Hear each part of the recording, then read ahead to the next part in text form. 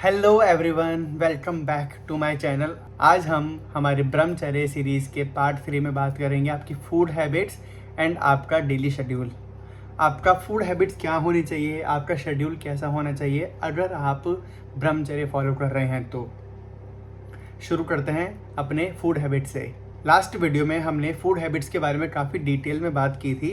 उन टिप्स को दोबारा हम रिविजिट करते हैं और मैं आपको बताता हूँ फूड हैबिट्स आपकी कैसी होनी चाहिए। ब्रह्मचर्य फॉलो करने के लिए आपका फूड सतोगुणी होना चाहिए। देखो, ह्यूमन बॉडी बाय डिफ़ॉल्ट रजोगुण से बनी होती है। रजोगुण का ट्रेट है कि वो डिमांड करती है, ओके, उसको कुछ ना कुछ चाहिए होता है। तो इट्स बेटर कि आप उसको सात्विक फूड दो। अगर आप सात्विक फूड दोगे तो आपकी बॉडी सतोगुणी बनेगा। अगर आप तामसिक फूड दोगे तो वो आपकी बॉडी तामसिक बनेगी, आपका मन तामसिक बनेगा।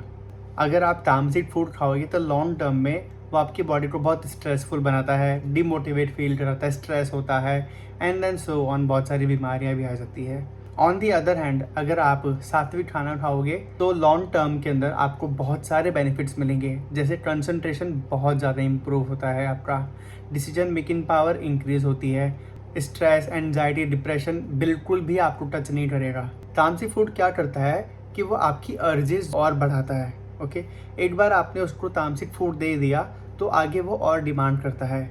जब आप सात्विक फूड कंज्यूम कर रहे होते हो तब आपको लगेगा कि कोई खास इंप्रूवमेंट नहीं आ रहा है, बट लॉन्ग टर्म के अंदर उसके बहुत सारे पॉजिटिव रिजल्ट्स होते हैं। मैं आपको एक एग्जांपल के थ्रू बताता हूँ।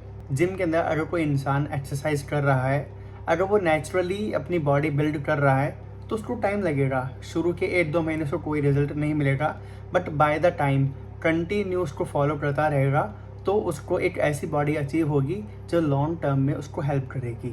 लेकिन जो आजकल के काफ़ी लोग करते हैं तो वो स्टेरॉइड्स ले लेते हैं। उस एक पर्टिकुलर टाइम के अंदर उनकी बॉडी बहुत जल्दी इम्प्रूव होती है और एक आइडियल बॉडी बन जाती है सिर्फ देखने के लिए, लेकिन उनमें कोर स्ट्रेंथ बिल्कुल भी नहीं होती है।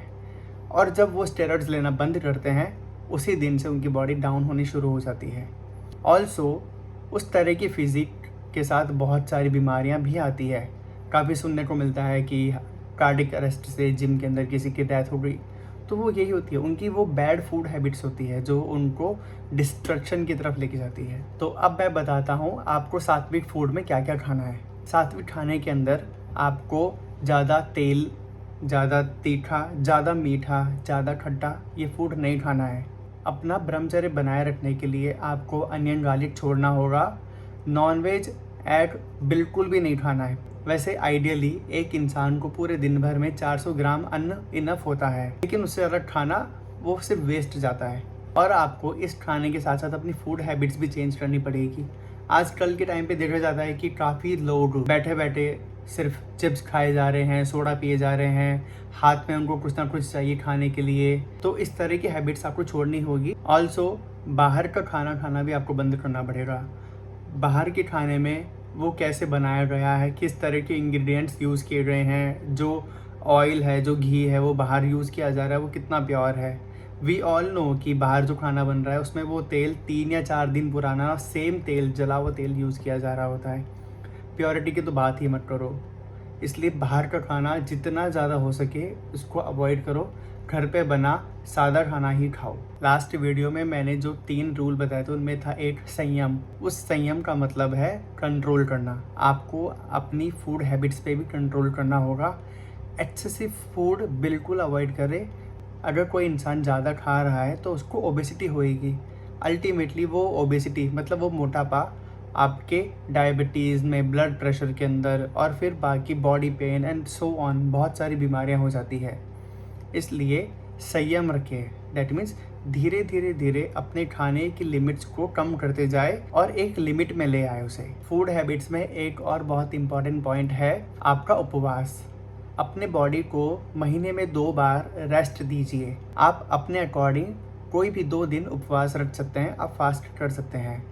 आइडियली बोला जाता है कि एकादशी का व्रत कर सकते हैं, लेकिन जैसे भी आपकी दिनचर्या हो, जैसे भी आपका शेड्यूल हो, उस अकॉर्डिंग आप महीने में एटलीस्ट 2 बार फास्ट जरूर रखें। और अब बात करते हैं कि ब्रह्मचर्य के लिए आपका शेड्यूल कैसा होना चाहिए। आपके दिन की शुरुआत होती है नहाने से। अपने ब्रह्मचर्य को बनाए रखने के लिए आपको ठंडे पानी से नहाना है।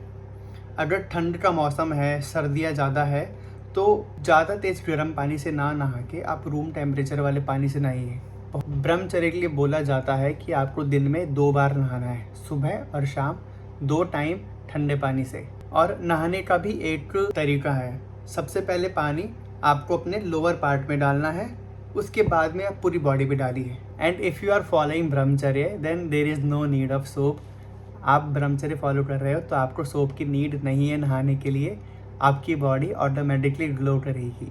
एंड एक और बहुत इम्पॉर्टेंट पॉइंट कि खाने से 3 घंटे पहले और 3 घंटे बाद आपको नहीं नहाना है। पॉइंट नंबर 2, आपको डेली एक्सरसाइज करनी है। तो एटलीस्ट मिनिमम आप 2 किलोमीटर रनिंग या वॉक ज़रूर करें। थोड़ी सी व्यायाम, कसरत, जिम, जो भी आप कर सकते हो आप करो। योगा भी कर सकते हो। ब्रह्मचर्य को पुष्ट करने के लिए, मजबूत बनाने के लिए एक्सरसाइज बहुत ज़रूरी है। ब्रह्मचर्य पुष्ट करने के लिए हमें अपना संग भी शुद्ध करना होगा। आजकल अपने डेली शेड्यूल में इतने लोग इन्वॉल्व रहते हैं हमारी लाइफ में, हम काफ़ी लोगों से बात करते हैं, कहीं ना कहीं कोई ना कोई अपन एनर्जी उनकी कंज्यूम कर लेते हैं। आजकल डे टू डे लाइफ में हम इस तरह का कंटेंट कंज्यूम कर रहे होते हैं जो कि हमारे ब्रह्मचर्य को वीक बनाता है। आप नेटफ्लिक्स पे, फ़ोन में, मोबाइल ऐप्स पर, सोशल मीडिया पे बहुत सारे विजुअल्स ऐसे दिखते हैं जो बहुत प्रोवोकिंग होते हैं। आपको उन सब विजुअल से दूरी बना के रखनी है। अल्टीमेटली ब्रह्मचर्य एक बहुत लंबी जर्नी है। आप इसको संयम से और अपने विश्वास के साथ कंटिन्यू कीजिए। अब मैं आपसे विदा लेता हूँ। मिलूंगा आपसे एक नए ब्लॉग में एक नए टॉपिक के साथ में। राधे राधे।